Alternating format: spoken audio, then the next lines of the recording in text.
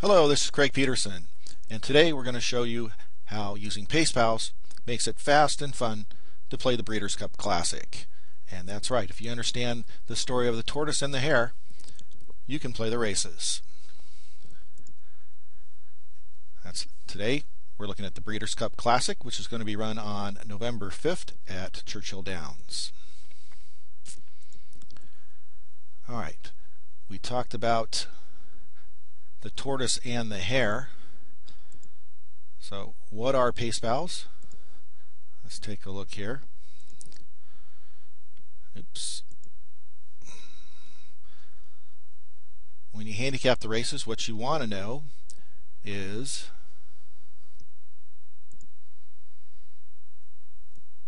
get our pencil tool here, who the fastest horse is, and then you want to check out the human elements, your jockey and your trainers, and rather than a bunch of numbers, we just use pluses and minuses to see if the trainers and jockeys win their share.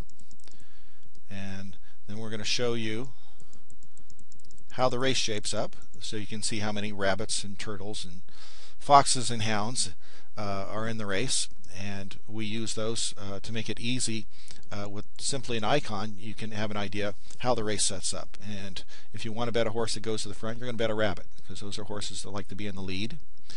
If you like a horse that's close to the lead and chases those horses and sometimes ends up in the lead, you want to play a fox. And horses that run mid-pack, we use a hound icon. And then the horses that come from last and the back third of the pack are called turtles, are represented by turtles. And then the dark horses are first-time starters, or horses from other countries, horses that we don't necessarily know what their running style is. So with these 5 icons, you can understand how the race is going to set up. And if you see here in the sample, there's only one rabbit. And anytime there's only one rabbit in the field, if you got a horse that's going to be on the lead by itself, it's going to be able to be very comfortable out there and possibly can steal the race. And certainly if it's the fastest horse and it's also a horse that goes front, it's going to be hard to catch.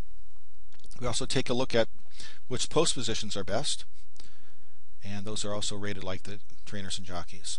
Alright, so let's take a look at the Breeders' Cup Classic. And these are based on some of the horses that we expect to run in the race. And if you look at the race, you can see there's 2 confirmed front runners, and that is To Honor and Serve and Uncle Mo.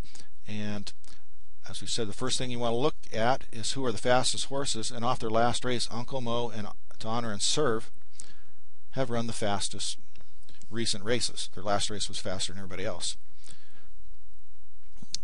And one of the things we also do for each racetrack that we do Pace Pals is we take a look at that distance and surface, which running styles have been successful. They've run 7 Breeders' Cup Classics at Churchill Downs, and there have been 2 horses that have won wire to wire, no foxes, 3 horses have come from mid-pack, and 2 come from the back of the pack. So if we look at this, we got 2 of the fastest horses off their last race are rabbits, and now the question becomes, can they get the 1.25 mile distance? And will they, by there being more than one horse that likes to be on the lead, will they tire each other out? To boot, here, this looks like we're going to have a very fast pace in this race, because we have 1, 2, 3, 4, 5, 6, 7 possible horses that like to be close to the lead, and they will be within striking distance of those 2 front runners. So the race figures to be very fast. Sitting comfortably behind them will possibly be Drosselmeyer, Flat Out, and Headache. And I also think Harv de Grace may suck back to be a little farther back. She has the ability to stalk horses and finish. And then we got Giant Oak and Icebox are likely to come from the back of the pack. And if this race goes very fast, it could set up for them. So basically, if you go by off their last race, To Honor and Serve, Uncle Mo going to be tough to catch. Looks like Flat Out possibly will have the race set up for him. We know Game On Dude's very game. He can press a fast pace and keep going. And then we've got quite a few other horses that like to stay close to the lead. So You Think has run against top horses in Australia and Europe, and he also stays close to the pace. So it figures to be a very fast pace throughout, and there should be challenges from the get-go, which could set it up for the late runners. So Uncle Mo, the horse to catch. All right, now let's take a look at the Brisnet past performances and see where these figures come from and why we think the race is going to be run and why we assign the different icons to each horse.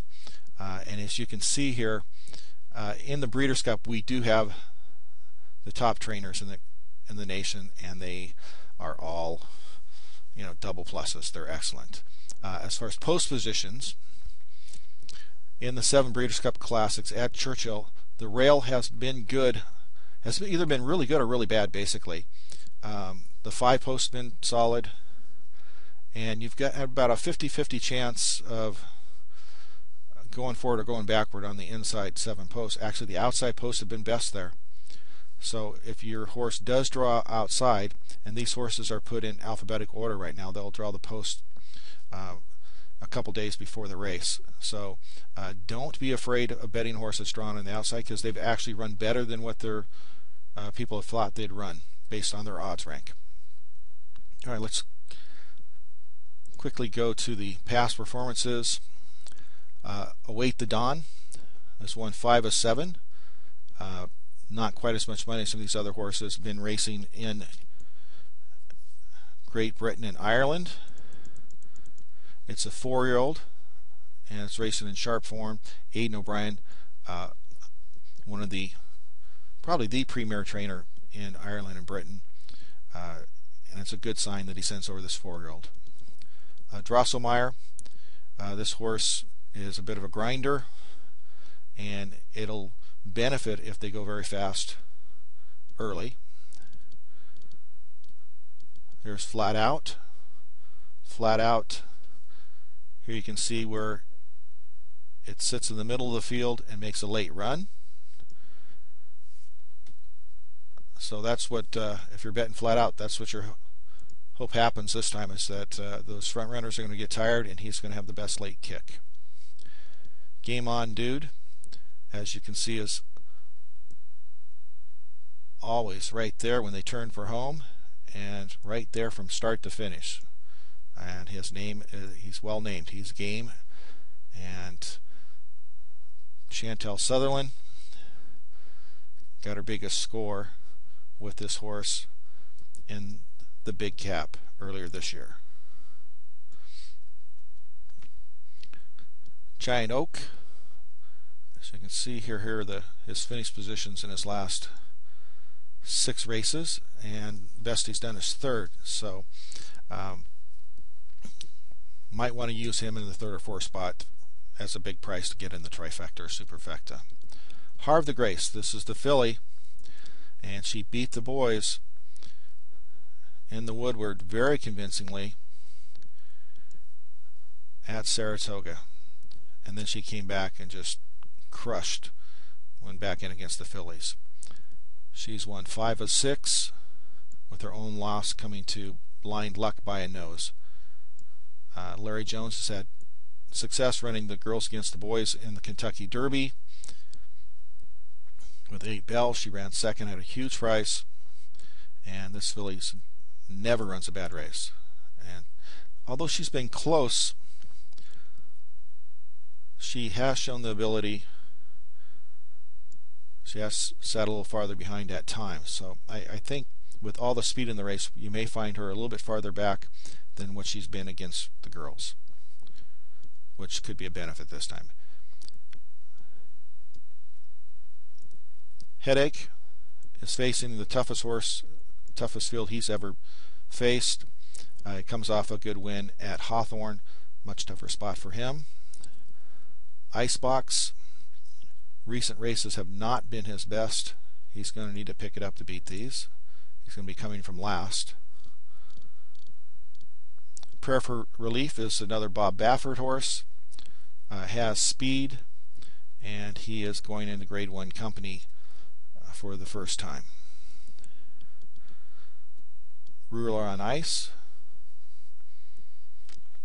late runner, has been in the money in 7 and 8 this year, but has not been a win machine. His biggest win coming in the Belmont, and he'll have to get back to that if he's going to beat these.